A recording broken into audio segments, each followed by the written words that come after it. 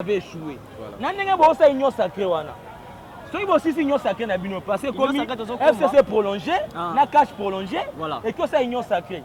On va vous dire que biso bana ya suka, biso nemboka, biso ne Congo, on sera en face de vous pour vous dire que bozo tambula mabe. C'est ça. Président République nga lobi ka déci ba blessé. Après ça na bino ba cash, na bino ba FCC.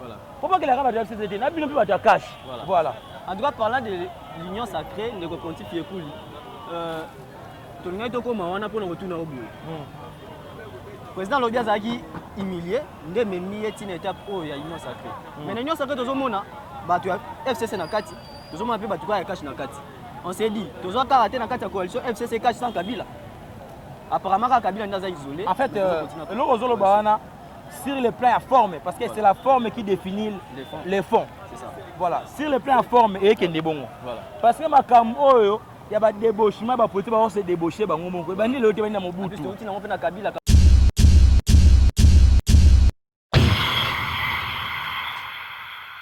Comprenez que tous ça na c'est ya mbula les autres bêtes apena tous pola tous ça na place des artistes na victoire en tout cas constamment que les années passent une chasse baby comme pas possible ba niveau za ko tonda nzele zalité fulu donc en tout cas c'était nécessaire pour na biso to collaborer pour na mboka o parce que to mbengi bana Congo tous ça moi na Congo il a fallu à ce que to collaborer pour to le la Congo ne repentir fait cool ouais na étape haute de comme le président ko Lobake, il a été humilié. Nayoki bandeko belé balobi par rapport na yé au Azali institution président de la République avant que Lobake kazaki humilié. Analyse nous ça par rapport ya discours wana suka. Bon, en fait na lingi na va répondre voilà. Na ngina lobaboy bandeko bala nangani. Bon comprendre présentateur ndenga lobi. Tozana si ambula. Vous savez pourquoi te limite pour là? Parce que pays oyo lelo biso to hérité système moko boya ba na obine la mobutu kala biso to subir rango et to kene na forme que to tikela ba na biso pe danger o biso to ya to tik to ça na minute. Le danger c'est quoi? Moi na boule beta bo là to zali na victoire, je vous dis sincèrement soko moni mutu afungoli dal na ye ezole kapeka na balabala vous comprenez là on est bima na kata dal voilà ko benga faux sceptique wana là on est bima na kata ezole kana balabala et batu bazo tambula ba onya tango parce que ça besoin de traverser que de transport voilà ba bidon ba mela ka mai donc on sentit que la ville est devenue sale, la ville est malpropre. Exact.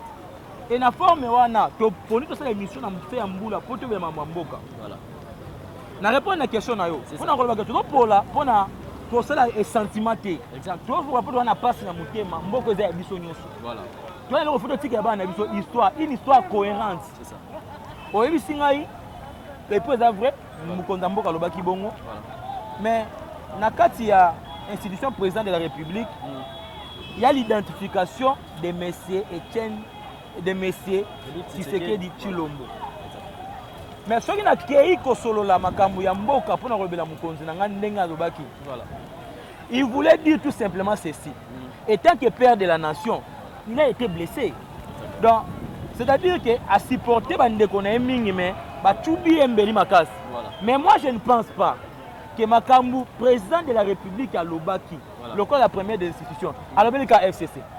Ah bon? À l'Obélika na cash. Il faut comprendre non, il faut comprendre ce que Loba Nini. Voilà. Parce que dans la zone non, fait la coalition FCC cash. C'est-à-dire à Monique FCC na cash, c'est le côté. Donc bata cash, ba mona raté que non ba danger. Ba ba que non, na bango na FCC basali made voilà baza bango so mibale baza ndenge moko biso to sibi to ba victime makambo wana mukonza mboka isi bino ne bo blessé donc bo ça t'a raté que non bo ça capara na Félix Tshisekedi est pour le peuple et pour le Congo voilà monde boza boy boy ba kelo moko tant papa bo taka bana ndako soka boti mo ali boso aza bolingo ni makasi voilà soka boti ali ba lo kwa mibala za mukie aba no lingo ya mukie na mingi voilà yate ka boya liboso soka boti 7 bana. C'est le dernier enfant des autres bimis, alors besoin bénéfice à Bolingognoso. Voilà. Bisous au peuple, tu se retrouves dans camp, il y a un dernier enfant. On sera en face de vous. Nous allons faire FCC, nous allons faire cash pour vous dire que vous avez échoué. Nous allons faire une union sacrée. Si vous avez une union sacrée, parce que comme FCC prolongé, na cash prolongé, et que c'est une union sacrée. on va vous dire que biso bana ya suka, biso ne mboka, biso ne Congo, on sera en face de vous pour vous dire que bozo tambula mabe. C'est ça. Président République a le bic a des si ba blessé. Alors ça na bino ba cash, na bino ba FCC. Faut pas que la ba FCC, na bino ba cash. Voilà. En tout cas, parlant de l'union sacrée, de Pontif Yekouli, tout le monde est comme on a pour nous retourner au bout. Le président Lobia Zagi humilié, il a mis une étape où il y a l'union sacrée. Mais l'union sacrée, tout le monde a FCC Nakati, tout le monde a fait Batuka Cash Nakati. On s'est dit, tout le monde a raté la coalition FCC Cash sans Kabila. Apparemment, Kabila n'est pas isolé. En fait, le Rosolo Bahana, sur le plan à forme, parce que c'est la forme qui définit les fonds. C'est ça. Voilà, sur le plan à forme, et qu'il est bon. Parce que ma cambo, il y a des débauchements, il y a des débauchés, il y a des débauchés, il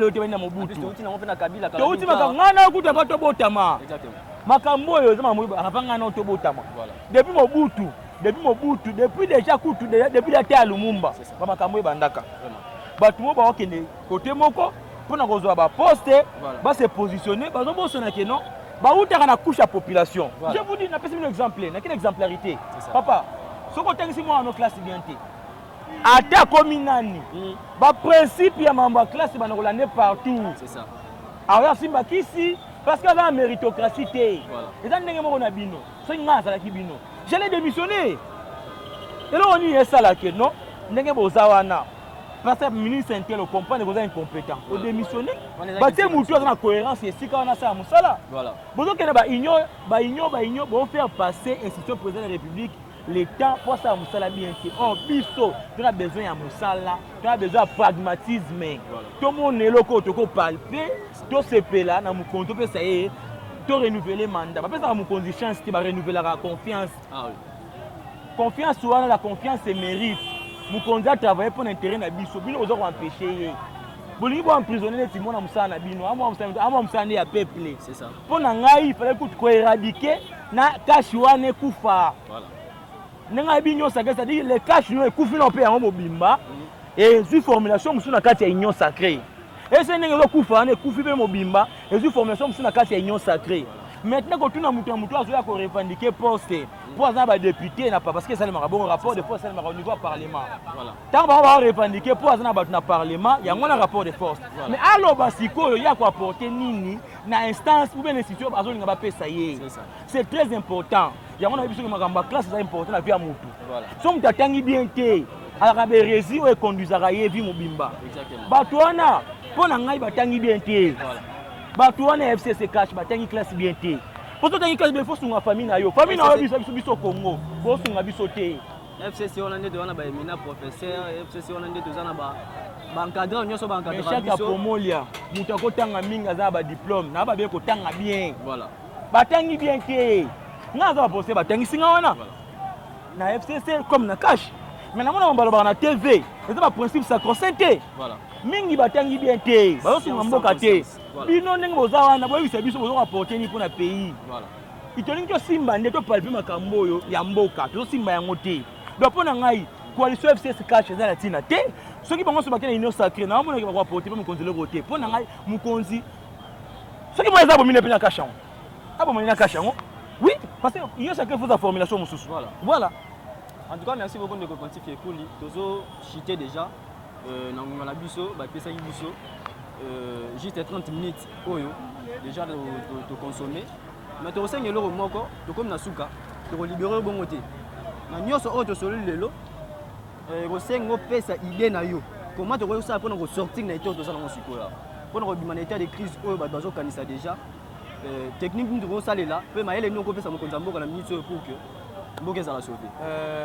Maele na ko pesa mo konzité, mo konzada ya maele na ye pour azo conduire dans nos pays. Voilà. Parce que lorsqu'on est candidat président de la République, c'est-à-dire on a un projet de société. Exactement. Un projet de société, on a un axe se fixer qui nous donne conduire Mboka. C'est ça. En tout cas, il y a des maïles où il y a ce conduire Mboka. C'est-à-dire que biso pembe nae, tu causes la peut-être quand vous faites des conseils. Voilà. Nous continuons à molingo ça la yango mais tu comme ah to monique et suis moi temps pour na boy.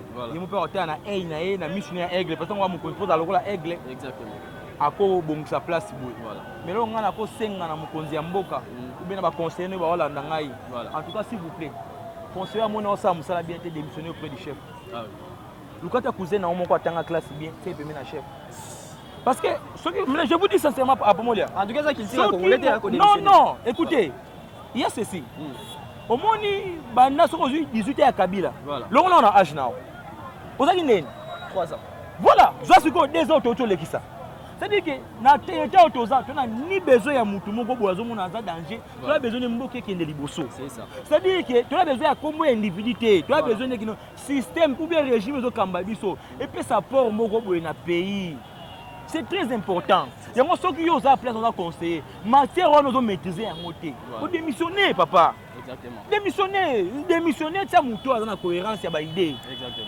Nous avons un mouton dans le boca, alors que les jeunes ont une idée. Voilà. On va mettre une idée dans le bango. C'est ça. À créer une commission, les jeunes vont mettre une idée dans le mettre. S'il faut me considérer, c'est très important. Peut-être que vous avez une idée. Société que vous avez une idée, vous avez un danger. Moi, je suis un danger.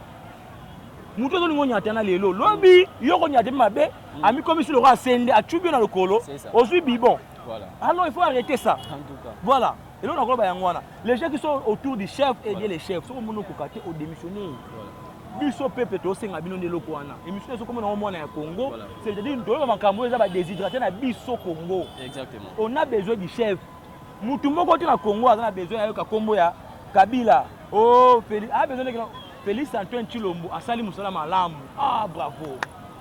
C'est comme ça, ils ont automatisme. Et là on est tout Luka. Bon et déjà comment on est loko, c'est tout. Exactement. Voilà. Et déjà parler de mon à Congo, un mot pour tous aussi ça. Un mot pour l'émission pour les tout premier numéro de Sali. Un mot pour la bandero balani bisolelo. En tout cas, nazo kene ko s'adresser mingi na o nyonso na carte d'électeur. Voilà. On ne kona bino ana civisme na ye. Akenaki mwa mukia yekoli.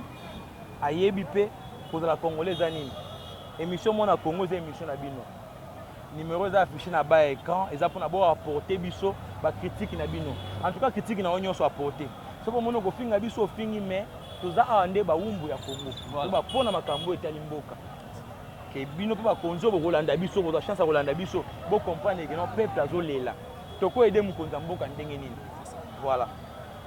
Merci, ça n'est fini pour aujourd'hui, mesdames et messieurs. Tu repères ça, merci Nané Bolandi Bisso. Surtout Bobo Sanate,